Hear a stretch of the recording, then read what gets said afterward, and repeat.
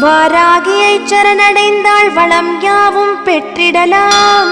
வாராகி தாயே உன் மலரடியே சரணம் சரணமம்மா.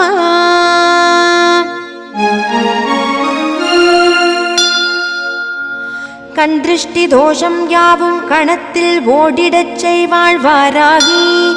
ஏவல் பில்லி சூனியம் ஏவியவரிடமே ஏவி விடுவாள் வாராகி. தீராத கடன் தொல்லை தீர்த்திடுவாள் வாராகி. மாறாத பிணிகள் யாவும் மறைந்தோடச் செய்வாள் வாராகி.